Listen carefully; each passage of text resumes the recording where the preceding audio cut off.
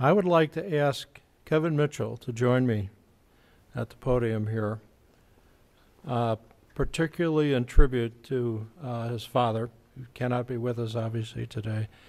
But Kevin, I want you to make, if you would, the toast in celebration of your father and Marty's great accomplishments.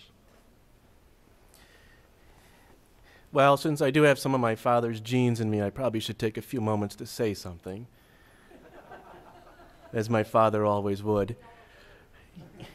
You know, it's interesting. Some people may not realize my dad was of Irish descent because he sang Yellowbird more than he sang Danny Boy.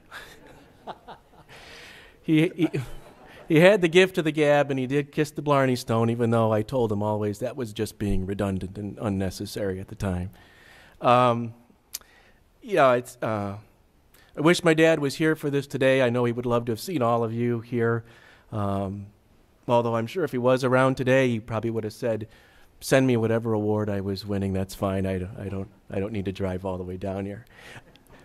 It's really partly because Dad's received a lot of awards over his career and his life, a lot of different things, and he would just stack them up on the shelf. He would never hang them on the wall. It wasn't about him and what he accomplished. I think that's one of the things I learned from my dad. To him, it was more about the people he worked with and the teams he worked with and what the teams accomplished. And he was never one to try and step in the spotlight or be somebody to be excited that he got a particular award. He got a number of doctorate degrees. I don't know why he never completed the courses to get the degree, but he's a number of those. But just to give you an example of how my father cared more about the people he worked with and the people he lived with as opposed to himself. He was affiliated with the University of Limerick for a number of years, and he made a big donation there a while back when they built this big auditorium. I'm not sure why an electrical engineer made a donation for an auditorium, but it must have been the only thing he could donate to at the time. And there's a plaque there hanging outside there. And this auditorium is only a few miles from where his mother was born and raised. His father was from the north of Ireland. And he made this donation, and he wanted to make sure of the 5 or 6 names on the plaque, there was a Mitchell name on the plaque. But it wasn't his. He had his mother and father's name put up there. And he also made sure, because this was really important, that it sat above the name of Jack Welsh.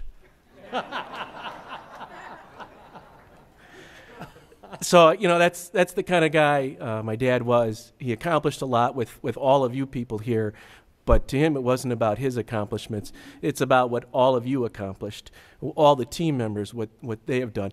Talking with some of the people here, it's interesting when they say, what industry were you in?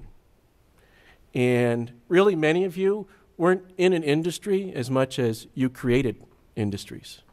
You created the two-way radio business. You created the paging business. You created the cell phone industry. You created industries. So when somebody asks you what industry you worked in, you tell them what industry you helped create, because that's what all these Motorola people did over all these years. They created industries and did it so successfully. And that, I think, is what my dad would be most proud of. And if he was here today, that's probably what he would tell all of you. So here's a toast. Oh, wait. One last thing I forgot to say. Just like my dad, right? Can't stop talking, I'm sorry. Last year we lost John Mitchell. All of us lost John Mitchell. The Irish don't mourn their death, they celebrate their life, and believe me, that's what we've been doing. While we all lost John Mitchell last year, this past Monday, April 19th, my son and daughter-in-law gave birth to John Daniel Mitchell. There we go. There is another John. Unfortunately, the Mitchell clan is not creative enough to come up with new names, so we keep using the same names over and over. We have another John Mitchell within the Mitchell clan. I wish he was here for that as well, but I'm sure he's smiling down upon us and all of us.